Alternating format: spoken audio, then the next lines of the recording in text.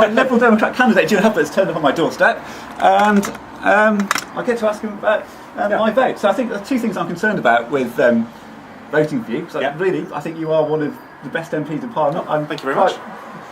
You're certainly one of the people I might end up voting for. Okay. But it's Europe and the economy, really. Okay. So on the economy, you've said that I think you want to increase spending again relatively soon. You think we can afford to increase public spending again? Yeah, so I mean, I think once the books are balanced, that we've managed to deal with the deficit, that's when we should start increasing public spending. It's been a really tough time since the crash. We can park the argument whose fault it was. It happened. So you had to balance those books, but I don't want to continue to do that longer than we have to, because we have to start investing again, partly because future growth, and let me park again whether growth is quite the right thing to measure, but the future depends on that. So things like investment in science, investment in education, investment in infrastructure, they have to happen again. So what's your kind of envisaged timetable for getting to the point where we've got balanced books? Is it the end of next Parliament, or No, I think we can balance them a bit faster than that, so a few years in, which is actually, I think that's a sensible timescale to do it on. We would do that by roughly, some further spending cuts, so actually at a slower rate than we've had over the last 5 years. It's been, necessarily painful, and partly by closing more loopholes, and there's a lot of work you can do to deal with tax dodging, but also by some increased taxes on people who are wealthier who can afford to pay for it, and the banks. So just which way are you pulling Labour and Conservative on those? So would you be, with the Labour government, would you be suggesting that they should be spending less? Well, I think, to be honest, I'm very unclear what Labour are actually talking about spending. So it's very, very hard to know exactly. What they're talking about and what I see Well, when they risk talk about, they don't identify any of the things that they actually mean. So we have to judge them on what they've done in the past, don't we? So I wouldn't want to see massive spending and another boom, another bust. That cycle doesn't work for us. It doesn't work again. It's been painful to pay the books off, as far as we've got so far. We can't just stop. That way lies economic ruin. We also can't go the Conservative way. So I'm still amazed that the Tories are talking about trying to balance the rest of the books without any tax rises, because doing it all on spending cuts, all on welfare cuts, all on the backs of the working poor is simply not the right way to go. And I also disagree with them that when we've got the books in balance, they want to keep cutting. That's an ideological attachment to a small state, rather than a genuine effort to have a sensible economic plan. Do you grasp the scale of the problem where we've repeatedly got a massive deficit and we've still got a massive deficit? That's something that I think came through in the leaders' debate that I got from Farage. He seemed to really understand there's a massive problem here, and we're really lucky at the moment that the debt, the interest costs are not huge. Do you see we've got a massive problem? Keeping interest costs low has been incredibly helpful. We've saved a huge amount of money for that. It's one reason if we keep borrowing too much, then it goes up. Classic Keynes. I think Farage's solutions to some of this were rather fantastic. I'm only giving him credit for identifying the problem and stressing them. There is a problem. There is absolutely a problem. But that's why, for me, we need to increase that investment in infrastructure, investment in research, that I've been calling for years. Because actually, if we get more money into R&D, and we are a very, very low spend in R&D across the country, it went down under the Tories in the 80s, it sort of stabilised under Labour, but it's way less than we need to be at. Investing in that pays back the money, so the economy can grow, and that way, in the longer term, we pay back. Two different types of public spending. There's short term and there's longer term. Yes, absolutely. So, I know you want to carry on. Yes, so there are a few other doors. So no, I said not everyone will film me, but on Europe then. So you say that you're very pro-Europe. Yep. But the arguments that you come up with for being pro-Europe, things like criminal justice and being able to get people back from other countries and just cooperating on fighting crime, they're not the real core of the issue. Why do we need a European Parliament setting laws, doing things like working time restrictions, and are those issues for you in Parliament? I think we benefit by working together with everyone else, and I think we benefit economically as well. I think we benefit in terms of tackling climate change, but in order to have standardised rules, there's a huge benefit for having standardisation between us and the rest of Europe. If you talk to companies which make things that sell around Europe, for example, it is hugely beneficial that the electrical standards they have to meet are the same here as they are in Belgium, as they are in Germany, as they are in Poland. It would be a complete pain if they were different. So then how do you set those sorts of things? And either you have some sort of democratic mechanism that involves all of the European countries, or you have it very undemocratic. I actually think one of the biggest problems with Europe is that it's not democratic enough, that actually the parliament there it's very remote, isn't it? It is very remote, but partly also because it's the council and the commission that drive a lot of things. So what we actually see very often is British ministers, for example, pushing things through in Brussels through the council mechanism because they don't want to do them here. And so Europe gets a reputation of foisting things on us, where actually it was us making Europe foist them on us. We've seen that sort of laundering happening time and time again. Data retention directive being a classic example. So if we're debating the UK's position with Europe, would you... how close are you to the Conservative point of view? We need a serious renegotiation. Do we need Europe to do less? We need to do more of the things that you just talked about, and perhaps less of the social intervention, less of the... I think we should reform how Europe works. I think there's a lot of things which are very poor about how it works. The second seat thing, something LibDems have campaigned against for others, for ages. Why move to Strasbourg periodically? So Europe could be much, much, much, much better. But then in the same token, Westminster and Whitehall could be much, much, much better. And I don't think Cambridge should leave London. I think that would be a very, very odd thing to do, or devolve from the United Kingdom because we don't like how Whitehall works.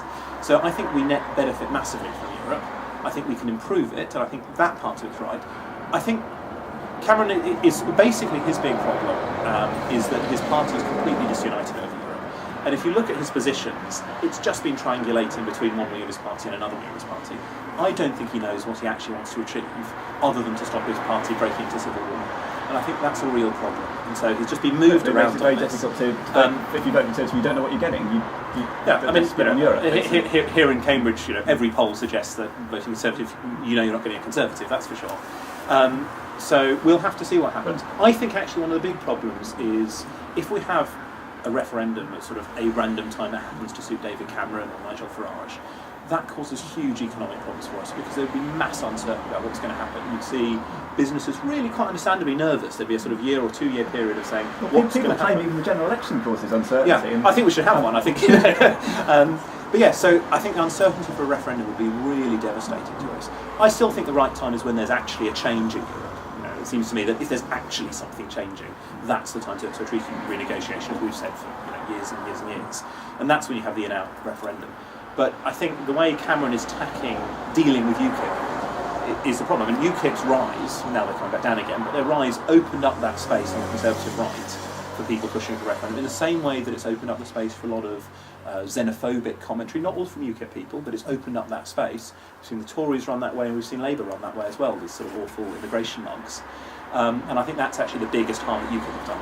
So, well, thanks for that. Okay. Those are my two points, and you've answered them as I expected you to. Should I ask you on camera or off camera whether you decided how you'll vote? Well, you've always got a good reasoning for what you do. I've never questioned you, and you've never not had a rational and justified sort of reason that means a lot, do. actually, because I'm happy with the idea that people can reasonably disagree in politics.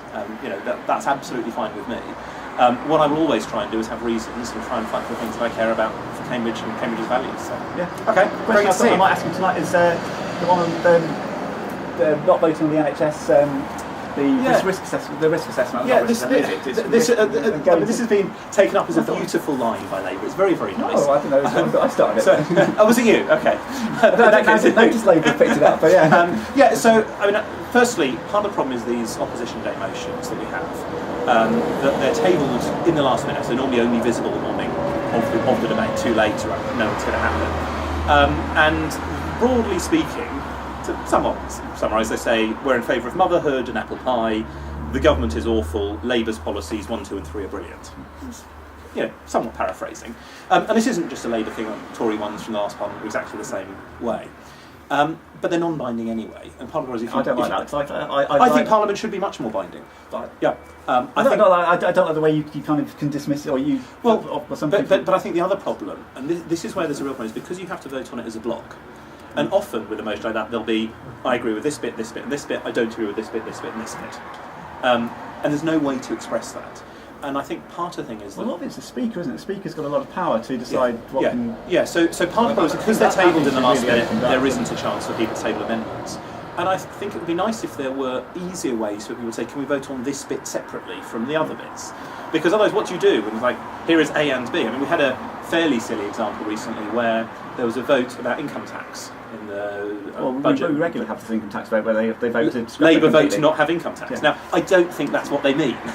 And it's, But we don't know quite what they do mean. Well, the real worry is if it passed, that would be Parliament saying there shall be no income tax, which would be a bit of a disaster. So we have lots of things like that where you should be able to Well, I separate did think things about out. doing a freedom of information request, perhaps to see if I could get the correspondence with, because there must be a lot of debate that goes on with MPs, and you must write to the Speaker a lot, I presume, if you want to get your amendment debated. It's generally done by talking to the Speaker. So there's not going to be a lot of documents behind it. No, So- and part of the problem is that the Speaker's normal assumption is that he'll always allow the opposition, It seems to be a lot Labour as of- it happens, to choose which votes they want. So we had problems like this time after time where, for example, on fracking, there were a number of issues that a few of us who were opposed wanted to vote on. One was about a duty to maximise economic extraction of oil. One was about the trespass rule change. One was about a moratorium, and there were a few Actually, others. they've come back in. They now end up in the Labour proposals were a bit rubbish, but they have been redrafted, haven't they? So they've roughly got. Yeah, but what happened was that Labour had their amendment, which the government agreed, so there was no votes. There was space for more votes. So Labour decided to pick up a couple of minor things to vote on, quite specifically, this was all very clear, to stop us from having votes on ours. We had to fight very hard. If you're watching, you'd have seen me talking to Caroline Lucas and talking to various other people, the SNP and others, to work out, because we were told we would only be allowed one vote on any of the things that we wanted. But that's the kind of detail we And never it's get. just- We never get no. to find out. But it's really galling because there's a whole lot of things. We had it with the Mayfair tax loophole recently, where there was a clear understanding between the Labour front bench and the Conservative front bench. If we make the 3 bits of debate beforehand last long enough, we don't have to reach this, and that suited both of them. And it's really annoying. So I would love to find a way where there's more power for backbenchers to have votes on things, because it's really annoying. You So- should have that. I'll let you go. but just briefly to come back to that particular thing. Firstly, I didn't know what was happening. The next day afterwards, we had a massive debate on cycling. It turned out to be the biggest debate I think there's ever been in Westminster Hall, our second debating chamber. And a large number, I remember it as thousands, that may not be right, of people had come together in order to prepare for that and had invited me to be there. So it would be quite rude not to. Plus the problem, I didn't know in advance what was coming up. And then I have to say, given that the rules about how it works with freedom of information for risk registers were written by the last government, when Andy Burnham was the secretary, he refused always to publish them. I really don't like it, and I hope I wouldn't do this. Yeah, so it's a question of whether or not for it's government not, and opposition. It's about an informed debate, isn't it? But you could say the actual document perhaps shouldn't be published, but you need to inform Actually, I've been arguing that we should do it. The big problem with these things is that risk registers should highlight the risks. That's what they ought to do. It's very easy for tabloids to pick stuff out. Exactly, Obviously. and that's the problem. Is I would be very alarmed about any risk register on any major project which didn't identify serious problems that might be unlikely. But if the headline then is, even the government says there's a risk of, because people don't really understand what risk means in that sense. So I would love to have much more transparency over that. But you have to couple that Actually, with if more all sensible these politics things about were it. routinely published, like even People get bored saying, everything has risks. But Yeah. like the police don't do it for the same reason. They don't publish they have like a very financial-based risk, but they don't publish that because they don't want to see the risk of. And we need to sort of change that understanding of what risk actually means, because there are risks in everything we do. That doesn't mean you shouldn't do things because there's risks. There's risks of not doing them as well. So that there is a real issue about how there's risks. And what would be really bad is if we came up to a situation where there were sort of pretend risk registers which were produced in order to be made public. There was actually a real one, because that would actually mean less control. So, anyway, very good to see you. See you tonight. Yeah, Have a and good it's one. really valuable to have. I think I would lose if you weren't re-elected. I would definitely lose something in terms. I wouldn't think that Zykener or somebody Fernando would be as communicative, would be as active. I think we'd lose that as a city. I tend to feel free to tell people that. So. Well, I will do that. You've got that balanced with a slight disagreement on two of your policies. So, but then you've answered them well, and I think. I think the other thing is, if you're looking for an MP who will agree with you on everything, it never happens. It's not going to happen. Everybody has their own set of views, and you've just got to think the best person's job, and that's what the election I'll just go and is. find a few more doors.